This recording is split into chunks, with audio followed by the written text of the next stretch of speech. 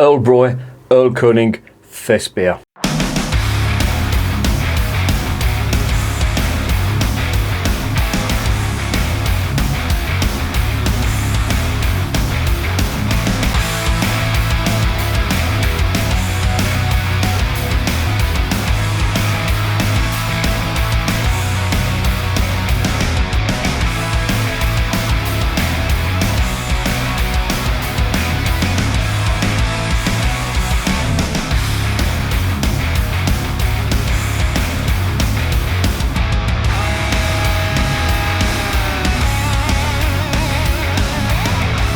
And remember, life is too short to be drinking shitty beer.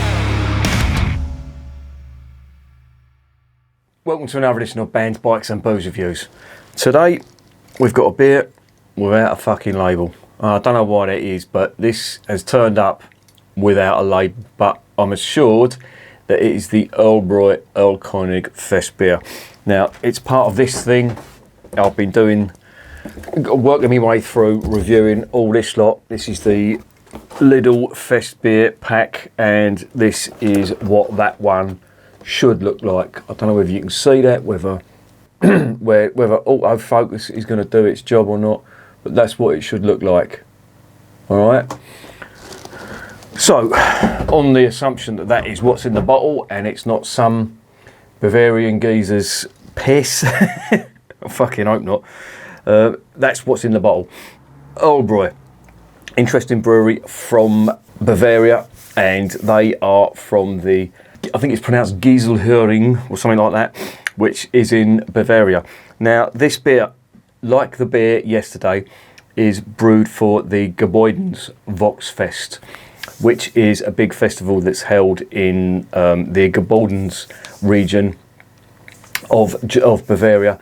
And that is a festival that takes place in August in over 11 days. And there's only 7 breweries that are allowed to sell their beer there, much like what they do in Munich, where they only allow the 6 Munich brewers to do it.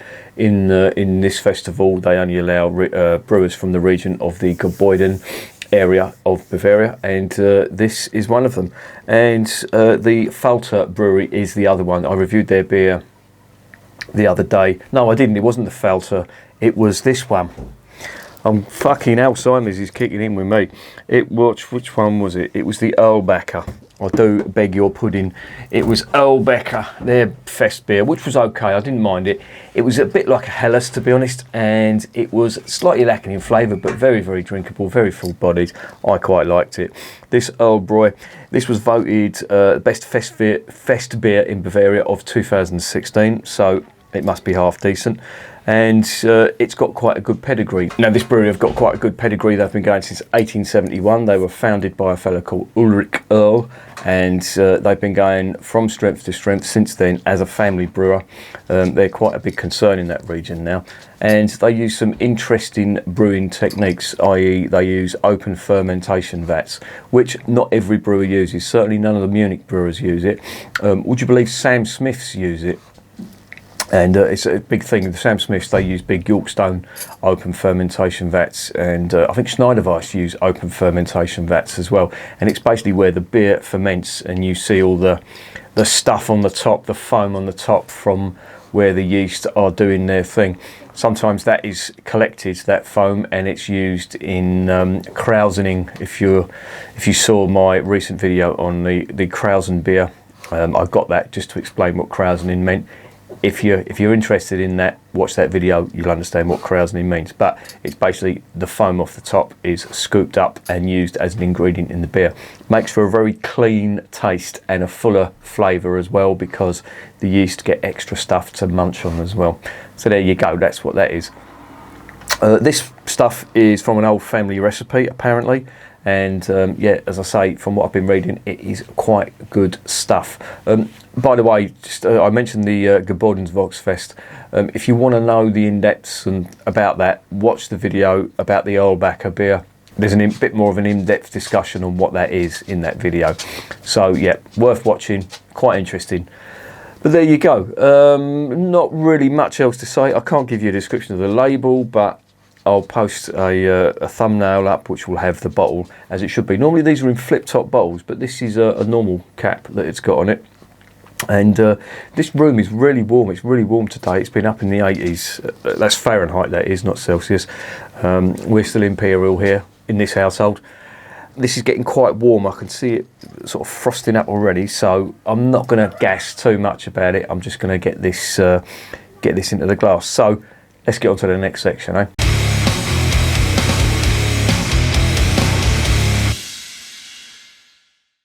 Right, it is a 500ml bottle. It is 6.1%, so that is on the hefty side. For a Volks Festbier or a Festbier, you need to be eating stuff with this. Otherwise, if you drink this on an empty stomach, you are going to go arse over tit if you have too many. Believe me, 6.1%. I think anything over 6%, and yeah, you're on the rocky road to ruin, in my opinion. But there you go. I'm sure you have experience of that. Anyway, a little bit about the ingredients. There is 100% Hallertau hops used in this. They make a big point of not using any hop extract in their beer, which is a good thing. The other thing that this brewery do have on their side is that they have their own artesian well, which they make a big point about, saying the water is very soft and doesn't contain nitrates at all.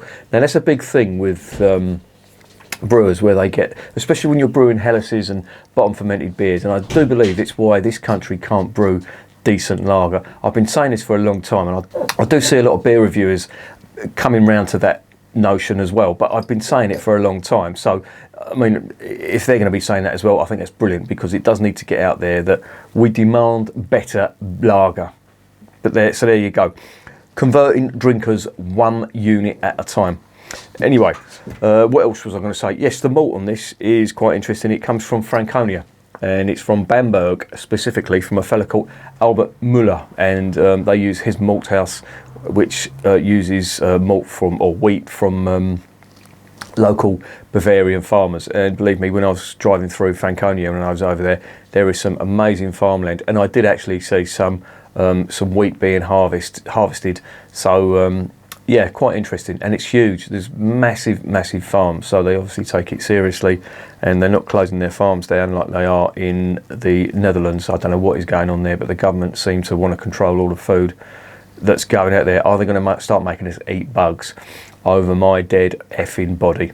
Anyway, more on that later. Let's get this open and see what's going on.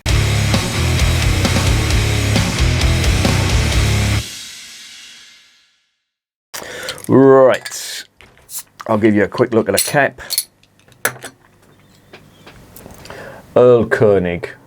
Now that was actually a myth or a poem by, I think, was it Goethe? Come on, focus, you fucking pile of shit. I think was it Goethe or someone in the 1700s? There was some kind of poem that was called Erlkönig about the death of a kid by the fairy king. Yeah, bit fucking bleak back then in the 1700s. I can smell this already, and it smells effing gorgeous. Now I'm assuming this is a Märzen. It's a Festbier. They're usually Märzens, but again, this is really light.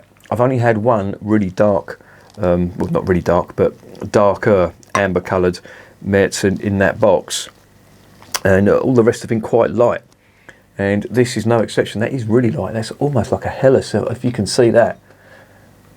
That is very light indeed, and yeah. Oh, the aromas on this is massive. It's huge. There's a lot of lemon citrus on there. There's some sulphur, which will dissipate in a bit. But what I'm getting now is lots of lemon citrus, subtle noble hop spice, not really much malt at the moment. Oh, hang on, is that coming through now? Yeah, there's a little bit of malt coming through on there, but it's mainly lemon citrus and noble hop goodness. Now, noble hops in Märzens, they are there obviously, but they usually are supposed to take a back seat. Märzen is supposed to be very malt forward, but this, certainly on the aroma, this is more about the lemon citrus, a little bit of sulphur and noble hop goodness. Will the taste be a little bit different? Let's find out.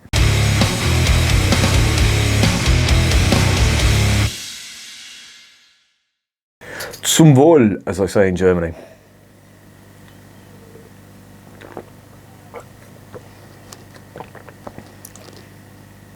Oh, this is good.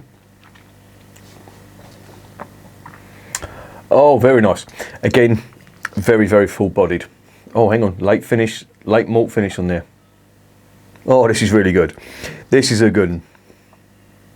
Right, first thing that struck me, even on the first drop when it went into my mouth, very, very full-bodied. Again, in keeping with all of these beers, they do strike me as being very full-bodied, which, honestly, if you compare it to the stuff that's getting served over here, your macro stuff, you realise what a pile of shit we're being served up here. But I digress. The big thing on this is honey. There's some very sweet honey esters coming from this, and very nice indeed. And it does make for quite a sweet beer. But there's a late malt finish on it, and it's that bready, biscuity, almost biscuity type finish, and it's lovely. It really is good. Let me dive in again.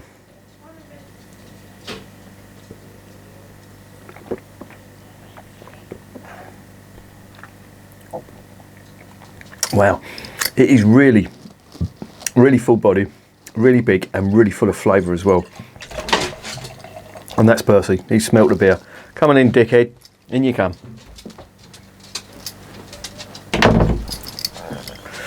Oh, I'm going to dive in again on this. This is lovely.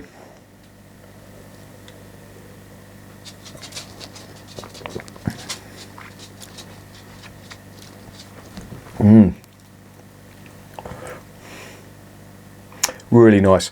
That lemon citrus is there as well. I can get that.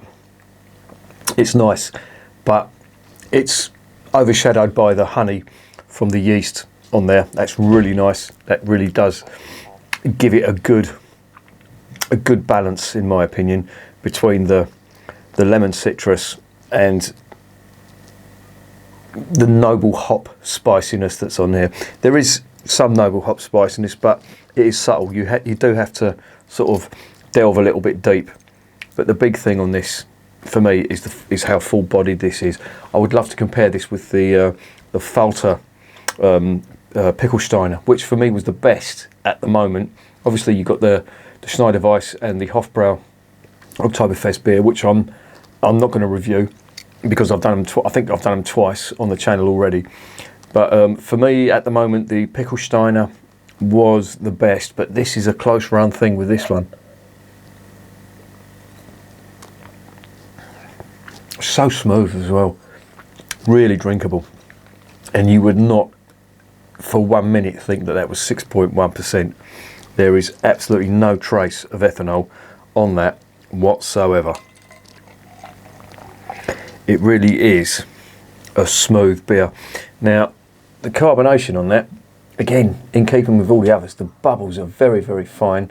The carbonation is medium. Well, yeah, it's fairly fast moving, I'd say. Head retention is good, considering it's a 6.1% beer. But for me, the flavour and the full-bodiedness on this is what make this beer.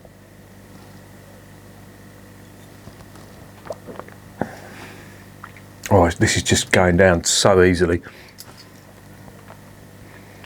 Oh, amazing. I really cannot stress how good this beer is, and for me it's definitely up there with the Pickelsteiner. If I had the cash, I would probably buy another one of them ones and do a head-to-head with them, because for me they're the two best so far. This is good, I have to say, and I was looking forward to this one because I've done a bit of the research on the brewery and their ethics and all that, and they ticked all the boxes. They really did.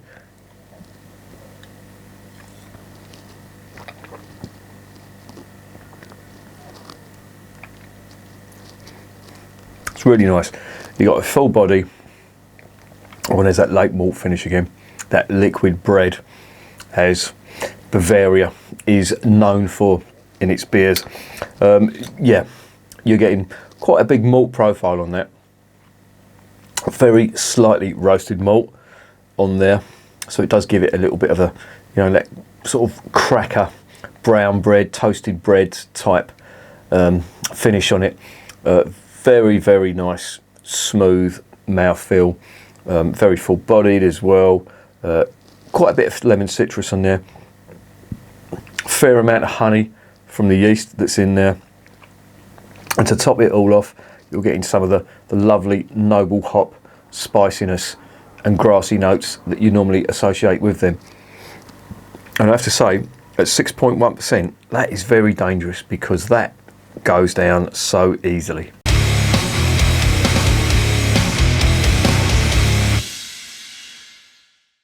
So, what is the verdict on this brown bottle with no label? I really don't know what's happened to that, but I opened the box up and this one was the only one that had no label on it. Yeah, this is fantastic. Really, really enjoying it. It's putting a smile on my face. That's how good it is.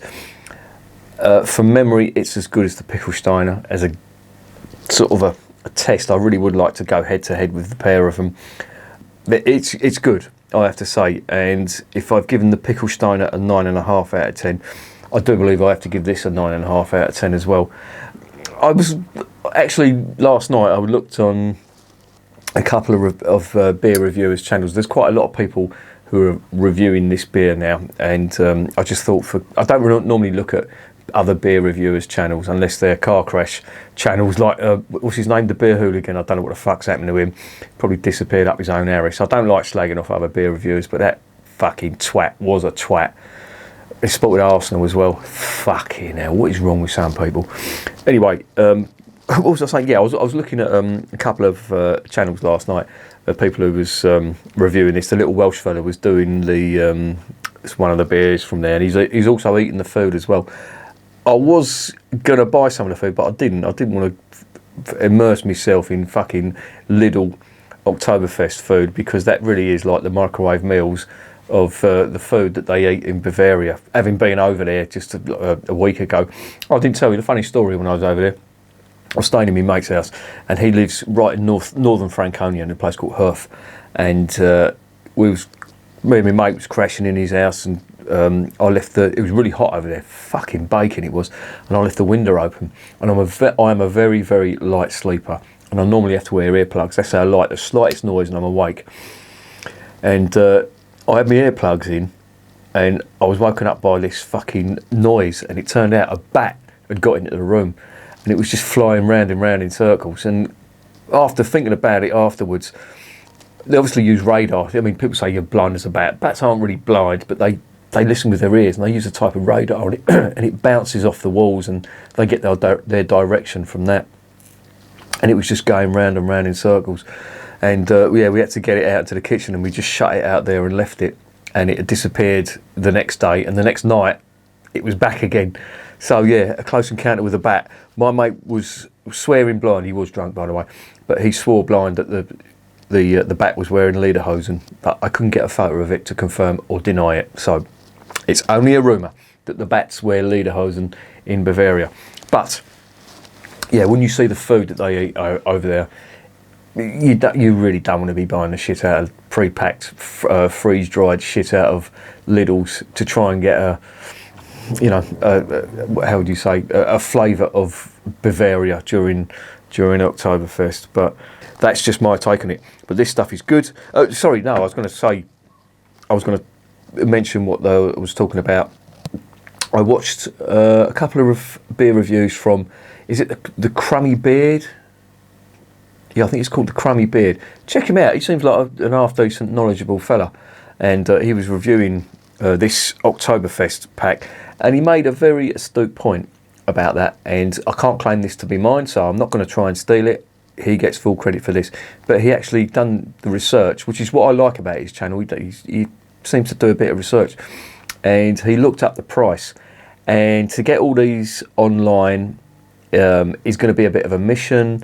And he looked up the price of them. A lot of them had sold out, so you can't get them over here. But it worked. That cost me 25 quid. And the overall price, if you hunt to do all these beers down individually, would be something like £23.90. So for the sake of convenience, you're going to spend another quid or so. It still works out to just over £2 a bottle, which in my opinion ain't bad value. You can argue the toss about that other pound and all that, but you know, if you can go down to your local Lidl's and just pick that up, scan it, and then fuck off home and enjoy it, then that's worth an extra £1 for me. I know money's tight for everyone and every penny counts, but just for convenience. What was that Dead Kennedy songs? Give me death or give me convenience.